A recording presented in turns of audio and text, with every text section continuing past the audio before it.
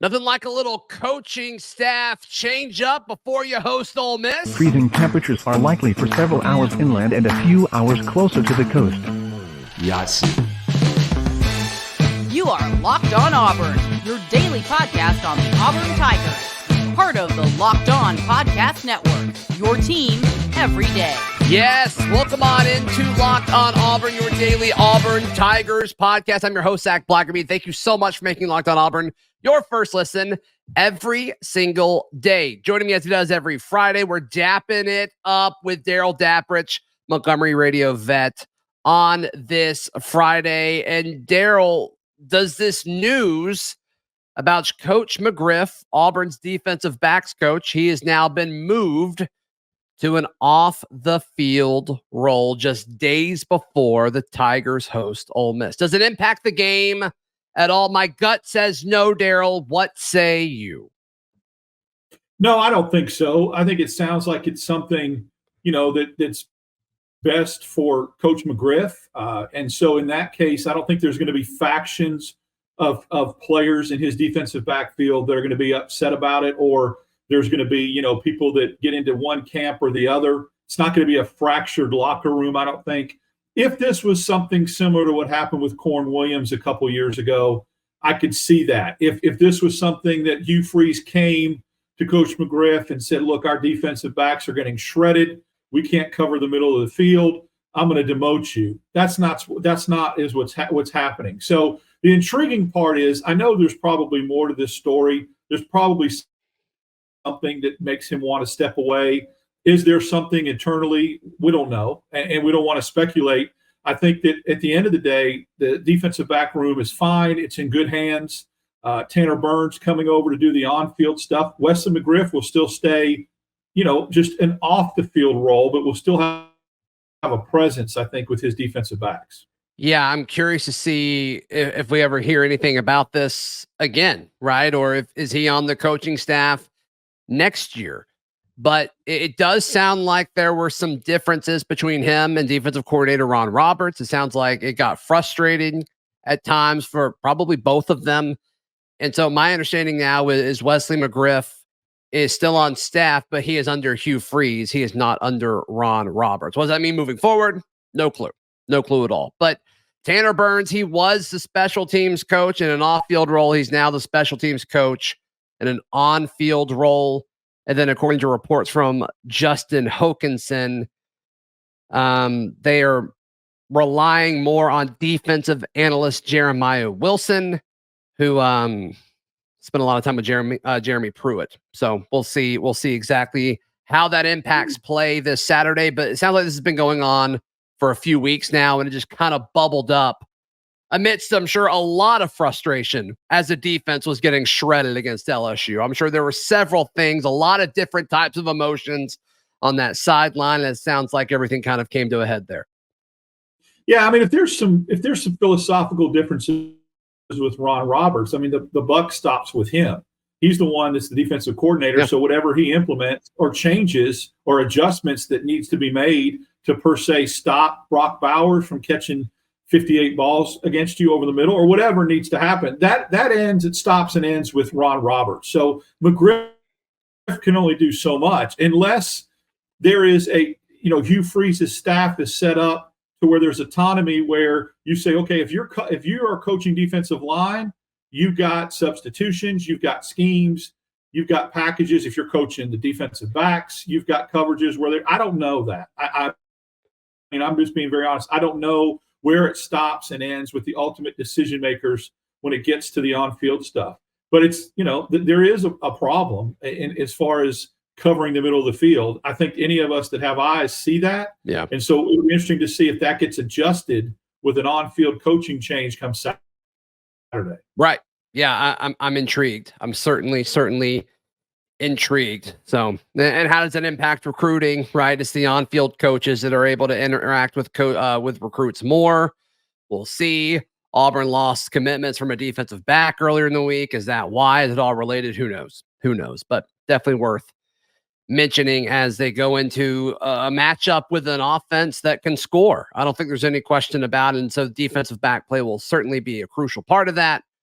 I also think it's kind of a teaser that I believe there will be shakeups not only on the roster, but also on the coaching staff this offseason, Darrell. All right, let's talk about Payton Thorne. It appears that he is the guy. Talking to folks and just that have information about how practice has gone all week, Darrell, it doesn't appear that there's a whole lot of change. I'm told there's not a whole lot of change with offensive philosophy, not a whole lot of change, if any change at all, in regards to who's getting reps and how many reps they're getting. It's just like it's been for the bulk of the season, based off of multiple people that I've talked to. And to be perfectly frank, that is mind-boggling to me. I can't wrap my head around that. If there was hope or there were signs that this offense was improving and there were adjustments that could be made and there were some change at some other positions or something changed from a offensive philosophy standpoint, you said, okay, I see it. I see progress. I see improvement. We're almost there. Okay, I get it.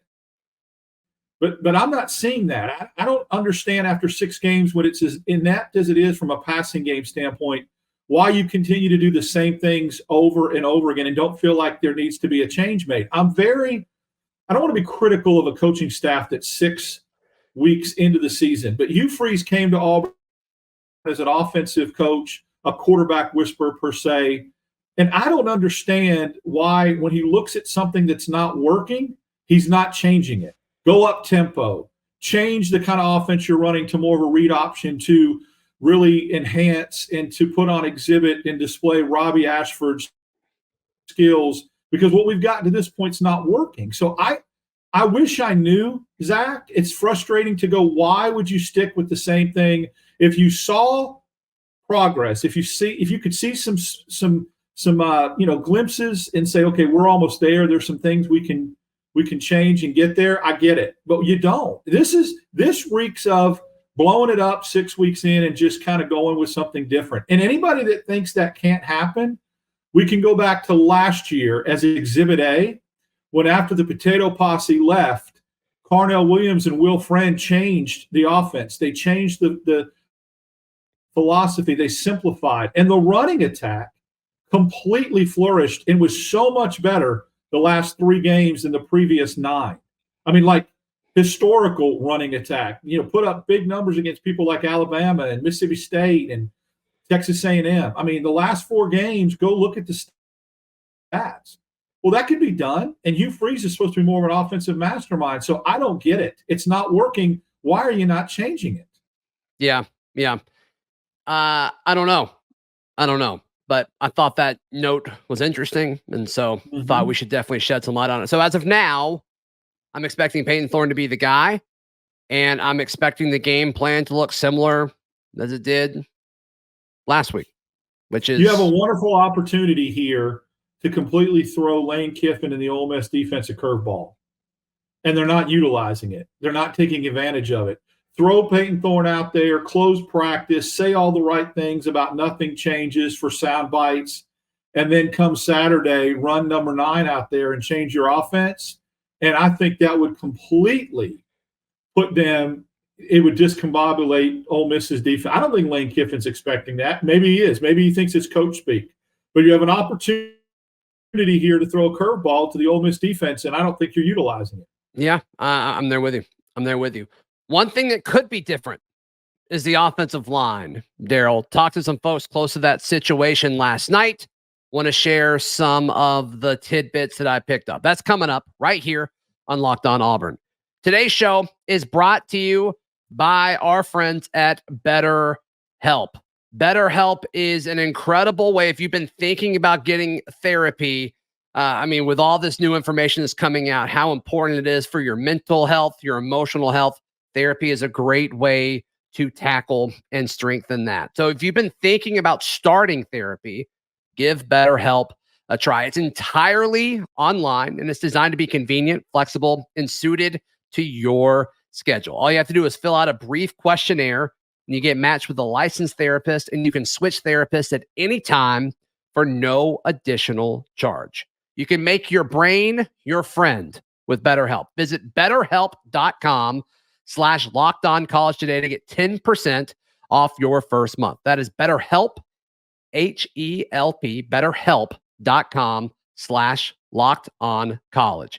Today's show is also brought to you by our friends at FanDuel. We're going to give our predictions later today. I like Auburn. I like Auburn on Saturday. And the fact that you can get extra points with them in Vegas, courtesy of FanDuel Sportsbook, I think that's where I'm headed. So right now, new customers with FanDuel, they can get $200 in bonus bets guaranteed. All you have to do is bet $5. You kidding me? That's $200 in bonus bets, win or lose. You can bet it on spreads, player props, Auburn money line, whatever it may be. You can check it out at FanDuel.com/LockedOn and kick off all of the sports winnings. FanDuel, the official sports betting partner of the NFL and the Locked On Podcast Network. Darrell Daprich, our guest on this Friday, talked to a source close to the situation regarding the offensive line. It's been widely reported the battle that is happening now at right tackle between Xavier Miller, Tutal Miller, and Jaden Muskrat. We saw them both against LSU. And I genuinely don't know who's going to start that battle. The person I talked to thought Muskrat had a slight edge just because they wanted to change something up. Okay, all right, which that makes sense. Muskrat was fine. Xavier Miller was not fine against LSU. But here's what I thought was interesting. They told me that they're looking at center as well. Avery Jones starting at center for the rest of the season is not like a foregone conclusion. And this is a guy that we had so much excitement about coming into the season. But the center position, that's something that is being closely monitored as well, Darrell. Very interesting. From a center position standpoint, I can't tell if it's that he's getting beat off the ball at the line of scrimmage a lot. It's until we break that down. But I do know there's some false start penalties, some motion penalties, some reads that he's missing that Coach Hugh Freeze is getting really upset as he's coming off the field. So I can see where, that might be something they're looking at to kind of get a little bit more production from a false start kind of snapping situation, because it's happening. And it happened way too much in a hostile environment. I get it. It's loud. You can't hear, but this is a freshman. This is a guy that's played a lot of college football. Yeah. The Muskrat Miller thing is interesting because if you break down some things, and I went and looked at kind of scouting reports and things that were said about both coming in, I think Miller's always gotten the reputation of being the better run blocker, and Muskrat's a little bit better in pass pro. From a scouting report standpoint, that doesn't mean that's how it's played out on the field. That doesn't mean it's come to fruition. Yeah. So does that tell you whoever starts where Auburn wants to go from an offensive game plan standpoint? I don't know. That's what the scouting report says. We'll see if it comes true on the fields tomorrow. Yeah, and it sounds like the idea, because my initial reaction was, why is Gunnar Britton not at right tackle? Because that's where he was for a big chunk of spring and fall camp, and over the summer, that's what you brought him in to do. And it sounds like the staff really loves the combo on the left side of Wade and Britton. They like both of them next to each other, and okay, cool, whatever. I'm not going to argue that. It makes sense. And that's the blind side, obviously, with both quarterbacks. Sure. Yeah, sure, for both of them. That's right. And I think statistically they're running the ball to the left a little bit better this year than to the right. I need to pull that up, but yeah. I mean, I don't think it sounds crazy. So, but yeah, I thought that was an interesting note. Obviously, they're going to be tested on Saturday, but not at the level that they have been up to this point this season, right? Like, I think Ole Miss is fine up front, but that's a mismatch that I think Auburn's going to have to win. They're going to have to win in the trenches when they have the football if they're going to be able to pull this off, because you and I have been begging them to run the football against LSU. They didn't do it. They're going to have to do it on Saturday. They were able to do it a year ago. Auburn ran the ball like crazy against Ole Miss last year. The issue is Ole Miss ran for like 1,000,000 yards against Auburn, and they were able to win by multiple scores. But that's the mismatch that I think Auburn's got to focus on. And I shouldn't say mismatch. It's the matchup Auburn needs to focus on if they're going to win on Saturday, is fixing this offensive line, figuring out the personnel that they want to ride with, and then you go. Yeah, that's clarifying that it was important, because I don't think Auburn has seen anybody except maybe Cal and the group of 5 schools that was considered a mismatch with the offensive line and the other team's defensive tackles. But that doesn't necessarily doesn't say as much about Auburn as it does their opponents. Texas A&M, Georgia, and surprisingly with like Jefferson, the way he played at LSU defensive line it was a coming out party. They played well. Yeah. Put Perkins on the line of scrimmage some. Auburn has seen 3 really good defensive fronts in A&M, Georgia, and LSU. Cal and the Power Fives, not so much. Where Ole Miss falls on that is obviously better than the group of fives, but I would suspect probably a little bit of a notch below the A&Ms and the Georgias and the LSU. This could be an opportunity to really run the ball like they did against Georgia if they go back to it and get patient with it and say, we ran it last year. We have a better offensive line in theory this year. And especially that left side, 3 healthy running backs. Let's go. Let's see what we can do. And maybe give Cobb some more carries, who looks like he's earning that as we get into the 7th game of the season. Well, the Cobb usage seems to primarily come out of the package when Robbie's on the field. I'd like to see him be used as like a real running back as well, like a traditional running back. But it could be a Kerryon Johnson thing where like, okay, he's a freshman, he's really good. Let's kind of use him in different ways. And then over the course of his career, shift him into what you want him to be. I don't know. I'm surprised that's how they've used him. It's worked though, right? I mean, you kind of called me out on our post-game show that we drop every Sunday morning. This past Sunday, I made the claim that nobody on offense was put in the situation to succeed. And you're like, well, hold on. Technically, I think you can make the case for Jeremiah Cobb. And it's like, yeah, that's true. That's true. So what they're doing with him is working, but I would like to see him more in a traditional running back role. I think one of the few times I've seen him on the field, again, it was against UMass. I guess his first touchdown as an Auburn Tiger was a 40 or 50-yard run. And I believe Peyton Thorne was the one that handed the ball off to him in that situation.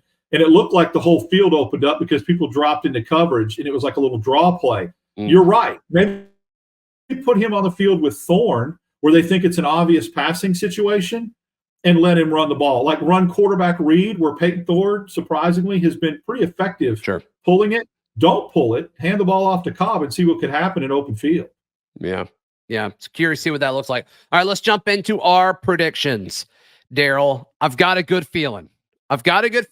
Maybe I'm bugging. You call me out if you think I am. But first, today's show is brought to you by our friends at Bird Dogs. Bird Dogs are the best shorts in the world. I am actually wearing some Bird Dogs right now as we speak. I'm going to wear Bird Dogs to the game on Saturday because they're the best. Head to birddogs.com/lockedoncollege. They're cool. They're comfortable. You feel confident in them. People get to see your knees more, which we all love our knees, right? Knees are cool. But head over to birddogs.com/lockedoncollege. And they've got this stretchy khaki material that's cool, that's versatile. I love it. You can do anything in them. So birddogs.com/lockedoncollege at checkout for a free Bird Dogs water bottle with your order. Once again, that is birddogs.com/lockedoncollege. Today's show is also brought to you by our friends at Eddie's Calzones. We all love calzones, but they've got more than just calzones. And of course, they're located at 130 North College Street in downtown Auburn. It's across from the new Target. But they've got calzones. They've got the extra crispy wings. They've got loaded curly fries and tots. And of course, the coldest, best tasting beer in town. Trust me, it's tested. Don't argue with me. I know it's true. They're open and they deliver until 4 a.m, a late night tradition in downtown Auburn. So whether you're out on the town or studying or you have a hard time leaving campus tomorrow night, whatever it may be, check out our friends at Eddie's. They've also got a bunch of weekly specials like 2-for-1 calzones on Tuesdays, half price wings on Wednesdays, beer specials Sunday through Thursday. They've got $2 domestics, $3 imports. They've got all kinds of stuff. So be sure to check that out. And of course, they're right downtown, so you can go to the game right after or grab them after the game, whatever it may be. So find Eddie's on the web at eddiescalzoneauburn.com or give them a call at 334-329-5111. And of course, you can keep up with their specials on Instagram, Eddie's Calzones Auburn. Eddie's Calzones, wings, and beer, open and delivering till 4 a.m. Darrell Daprich, it's time to predict Auburn and Ole Miss. You and I did a show at the start of the season, or I guess before the season started, ranking the most important games on Auburn's schedule. Boy, when you look at the rest of the schedule now, if we were to make that list, the Iron Bowl would probably be one, but you can make a case that this is it. You can make a case that this is the most important game remaining on the schedule. It's at home. All the recruits are showing up. The list of visitors gets more and more impressive by the hour. It's great. It's going to be an incredible atmosphere. It's at night. If Auburn can win this game, Darrell, I mean, it checks so many boxes for the start of the Hugh Freeze era. It gives them a signature win. It provides proof of concept. We can make fun of Ole Miss a little bit more. I mean, there's so many different things that would come from this. And I just think Auburn's got a chance. It's so important. This coaching staff knows it's so important. I think you're going to see the best version of Auburn we've seen all year. Yeah, I can't argue with that. There's a couple things. Number one, I want to stick true to what I believed from the beginning when we did that show, and I thought Auburn was going to come out of this game 4-3. I thought they were going to be 3-3 and lose to A&M, Georgia, and LSU, that the fan base would panic, people would get upset and start wringing their hands, and then Auburn would bring everybody back to earth and win in an electric atmosphere at home against an Ole Miss team that, although they beat LSU at the end of the year, I wonder how those records are going to compare. I like Auburn in this game. Listen, Auburn's a different team at home. They just are. They lost to Georgia. I get it by a touchdown. They're a different team at home. At night with that atmosphere, Ole Miss's defense not being what A&M's, Georgia, and LSU's was, even though I was dead wrong 100%, I own it. I thought LSU's defense was going to be a lot more susceptible than they were. Kudos to them. They came and played really well and got it turned around. I like Auburn 27-24 tomorrow night. I like Auburn 24-20. So we're in the same ballpark. Auburn money line on FanDuel, man. I'm just feeling it. And we're probably booging to some extent. And there's so much stuff that you can point to. And it's like, does it matter? Like, does it matter that Ole Miss stinks coming off of bye weeks historically? Does it matter that Lane Kiffin's teams typically implode around this week every single year?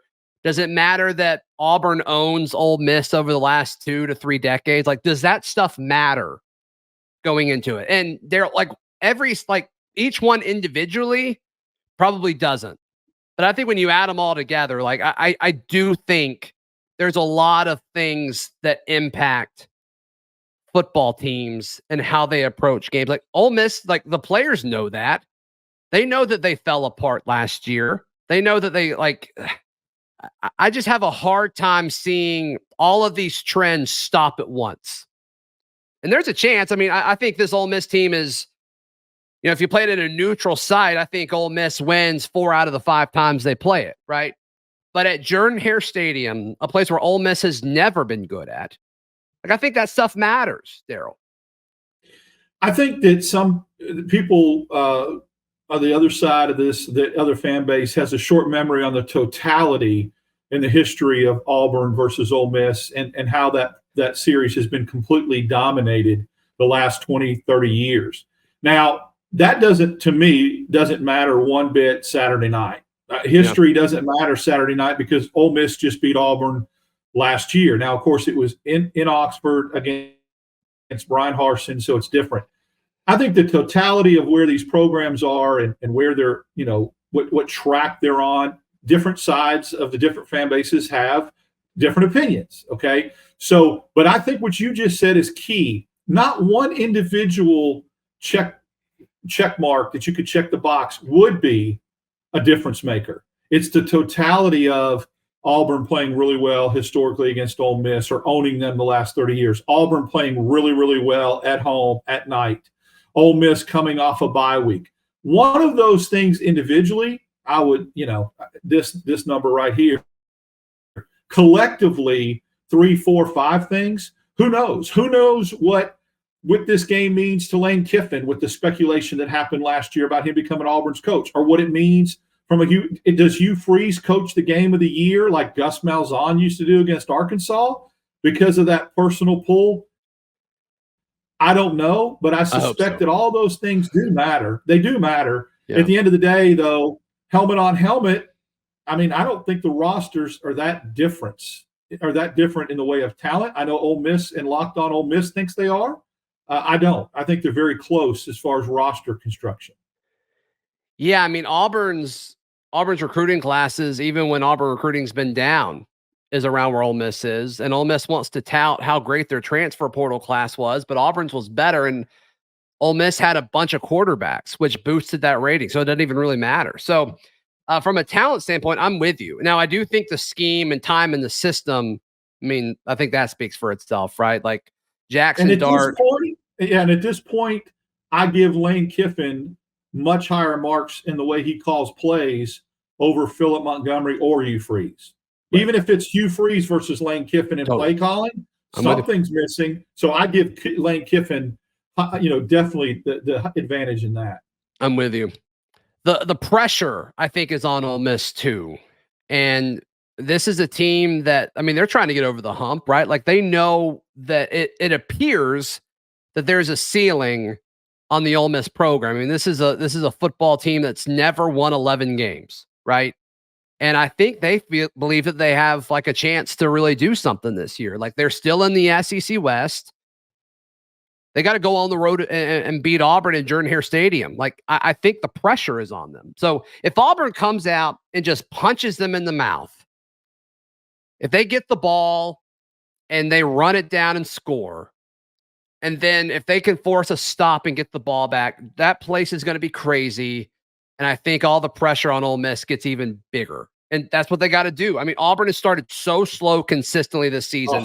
It cannot happen. It cannot happen on Saturday. Look at the Power 5 games, not throw away the group of 5, but go back and look at the play sheets on Auburn's first drive against Cal, Georgia, Texas A&M, and LSU. And it's a good thing Halloween's coming up because it's freaking scary. It's awful. It really is. It's like one of those haunted houses. Look, it's terrible. It'll make you turn away. So if they can flip that trend and come out and get a sustained drive and even get a field goal, they'll be way ahead of where they've started their other 4 games against Power 5 opponents. Yeah, just don't start in the hole. Like, just don't start in the hole. And I guess Georgia was fine, right? I mean, they jumped out on a lead against Georgia, but it still took a second for them to get going. But if you want to win a costume contest, dress up as Auburn's first drives against P5 schools this year. But maybe that'll change. Maybe that'll change on Saturday. Darrell, how can people check out everything you've got going on, bud? Follow me on Twitter, DAP6410, Monday mornings at 7:10 and Tuesday afternoons at 4:30. Various shows on the Auburn Network. And then join us tomorrow right after the game for our little reaction show. Yep. A new show will drop Sunday morning, hopefully reacting to an Auburn win. If not, we'll be reacting to an Auburn loss nonetheless. So be sure to click that subscribe button so you don't miss it. Read all of our written work at auburndaily.com, and we will see you tomorrow. This has been Locked On Auburn.